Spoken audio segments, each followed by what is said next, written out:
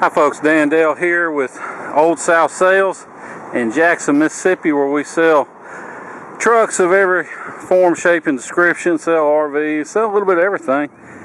If you're a subscriber to our YouTube channel, you're probably used to seeing my dad start these out before I do the test drive, but this week he's spending the 4th up at the lake, so I've got some stuff to knock out, and the first one I got today is this Ford F250 Lariat FX4 4-wheel drive with the 7.3 power stroke diesel. It's the one everybody wants, and these things, they're getting harder and harder to find because usually they're either low miles and they're just, people want some crazy figure like 20-25 grand, or they're just ragged out. It's hard to find one, you know, that's at a good price, that's runs good, drives good. But today we've got that.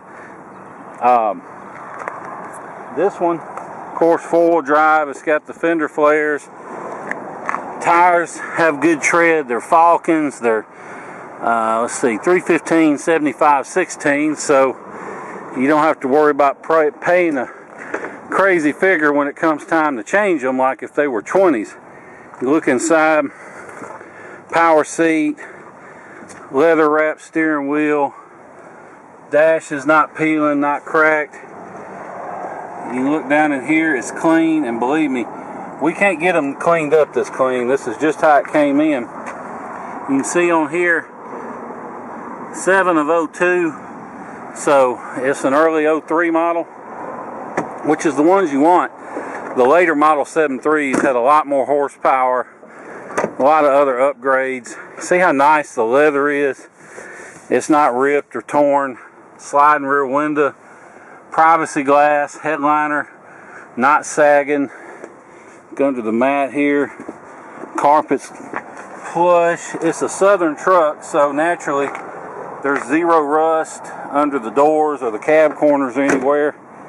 If you look in the back, you can see spare tires under. It's got the extra leaf for the towing package. Of course, no rust, no signs of paint work in the gas cap or anything. You look behind the tires, that's how you can tell if you got a farm truck, because behind the rear tires will be ate up with rock pecks, and this one does not ate up with rock pecks behind the tires. Now there's some rock pecks here and there that are touched up, but nothing serious. Got the receiver hitch, parking sensors, turnover ball if you need it. Even if you don't need it, it doesn't get in the way, and it only adds value when it comes time to sell. You look down the side, this truck is straight, no big dents. It's not gouged or creased or anything. Now you may find something tiny here or there if you look hard enough, but if you do, it'll be something tiny. Got the big exhaust, or a big tip anyway. Looks like the exhaust may have been upgraded. It's got the vent visors over the rear doors here. You can see the back seats are all nice. Got the flip down armrest. Carpet's good. The leather on the seats is in good shape. Look on the bottom of the doors still. No problems there. Up front, you can see it has power on both sides. Go look in the glove box. There's the key for the spare tire. It's even got the original warning tags that they hung in the glove box when it was new, and nobody ever tore them out. Let's see if I can look in this manual here. Got all your paperwork for the truck, for the 7.3. All that good stuff is still in it. We'll leave it in it. You can flip up that center console and you have 3 across seating, which is real handy, plus you still have your armrest.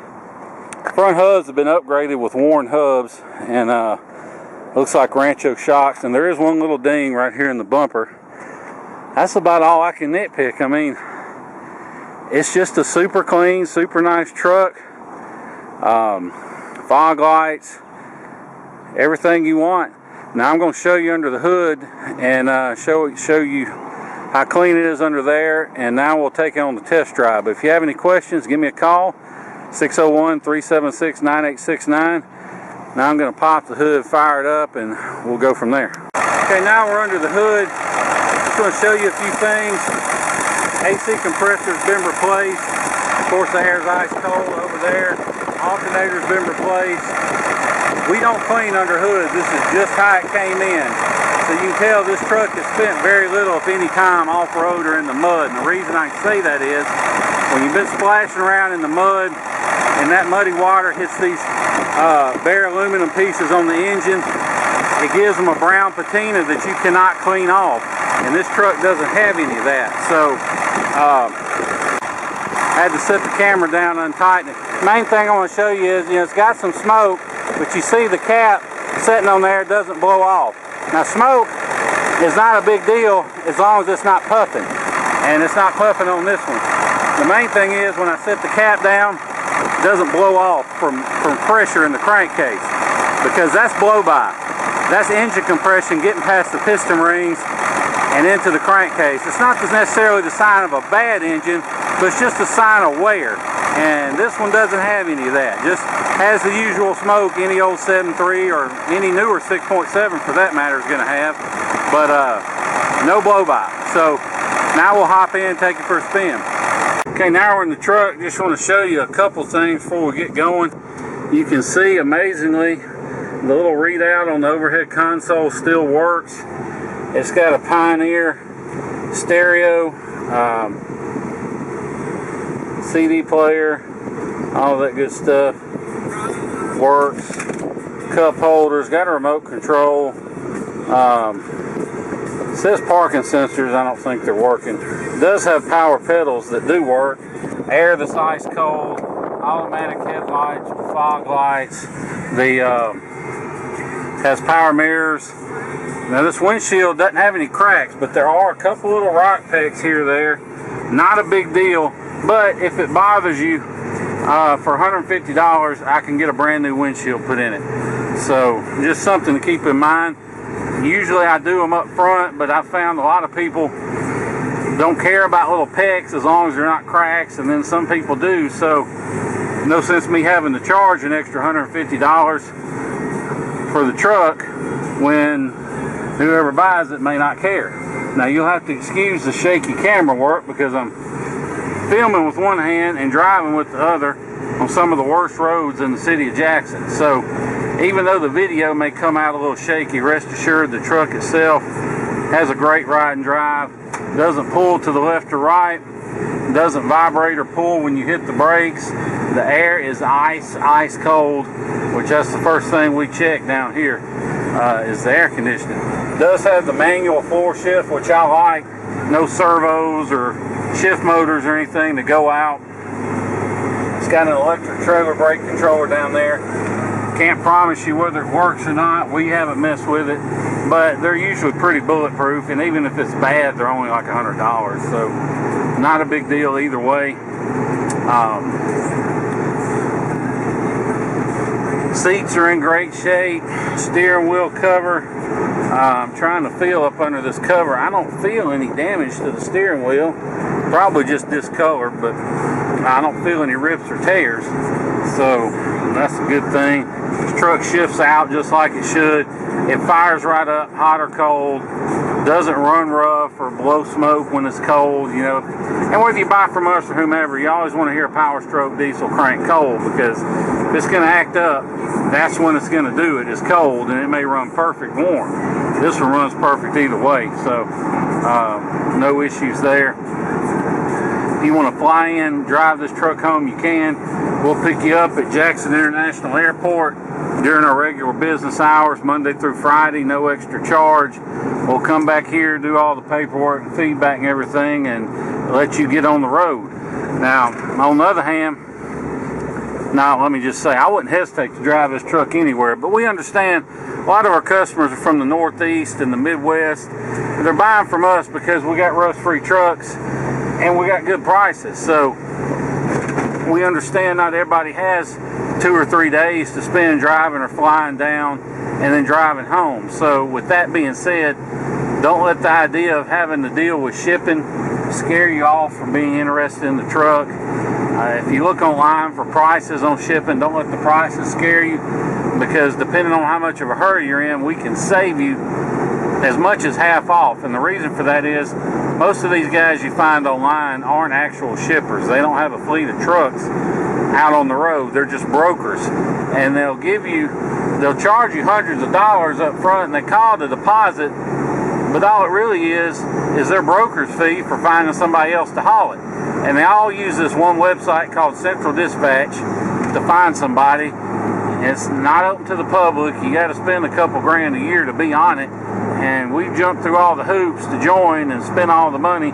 So basically, we can offer our customers wholesale rates on shipping. So if you're interested, shoot me a text, 601-376-9869 with your zip code, and I'll get you a good ballpark figure on shipping. And if you're anywhere near Dallas or Houston or Atlanta or pretty much anywhere in the state of Florida, then I can get you a real good deal on shipping. So if you're interested, let me know. As you can see, or maybe you can't, a little green light. I just turned on the cruise control, set the cruise. It does work, no problems there. We haven't found anything on this truck that doesn't work. Now that's not to say I may not find something. If I do, we'll either try and fix it or we'll put it in the listing and disclaim it. But I don't know of anything offhand that isn't working. All the windows locks, that good stuff. Even the little, like I said, the little thermostat's working. You know, for a truck that says 271,000, this truck's obviously been fairly well maintained, if not very well maintained. I mean, it goes down the road like it should. The dash is not cracked or peeling. It's got a good stereo in it. So it's a Pioneer. It's not one of those cheapo $20 Amazon stereos. It's a name brand Pioneer stereo. So it does have the USB input, CD, all that good stuff.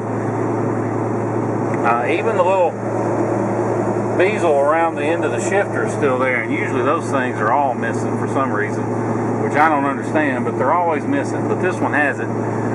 But anyway, like I was saying about shipping, text me your zip code. I'll get you a good ballpark figure. And the way that works is we're not the shipper. We just find somebody to ship the truck to you. So if you're going to ship it, you can either wire us the money from your bank to ours, or you can FedEx a cashier's check. And please, when I say FedEx, I mean FedEx. We had a guy last week send us a cashier's check priority mail, and it's still not here. And nobody knows what happened to it. Our tracking number says out for delivery, and that was 3 or 4 days ago. So please, just use FedEx. It's not that much more. It's like $10 or $12 more than priority mail, and you get people that are actually competent. Sorry if you're a postal worker, but it's true. So please, FedEx a cashier's check, or better yet, just do a bank wire. And once we get the money, we'll post it for shipment. We'll start, that process. We'll go ahead and send you the title and stuff and all the paperwork, so you'll have it. And basically what we do, we post it for shipment, and then we wait to hear from somebody that can haul it. Usually it takes 3 to 5 days. Now sometimes we get them picked up the same day we post them. Sometimes if you're way off or something, if you're in Maine or Minnesota or something, it may take a little longer. I don't have any control over it, but on average 3 to 5 days, so not that big a deal. And if you're willing to pay more than the going rate, then that'll speed the process up. So if you're interested in shipping, just call me, and we can discuss it further and go into details about how all that works and everything, and go from there. But anyway, back to the truck. Like I said, goes down the road like it should, and these later model 7.3s, they do have the extra horsepower and the extra upgrades that the older ones don't. So if you're buying a 7.3, try and find the later ones. It's like 01.5 and up to 03s have I think it's like 50 more horsepower. Just a lot of upgrades that the early ones don't have. Mainly the horsepower. You know, 7.3 needs all the help it can get when it comes to horsepower. But the flip side of that is they run forever. So if you treat them right, you got to keep them serviced. I mean, you know, people don't service 7.3s like they ought to, but you know, change the oil every 5,000 miles. Change the fuel filters every other oil change. Use Motorcraft or Ford filters, and drain your water separator about once a month. You know, you do the little maintenance stuff like that. You do that, and these things they'll just go and go. But if you don't take care of them, you don't treat them right, you know, then you'll have problems. Now, you can treat a 7.3 worse than you can treat a newer Ford engine, but why do that? Just keep it serviced and maintained. Like I said, this truck goes down the road great. I'm not touching the wheel, tracking straight, no problems there.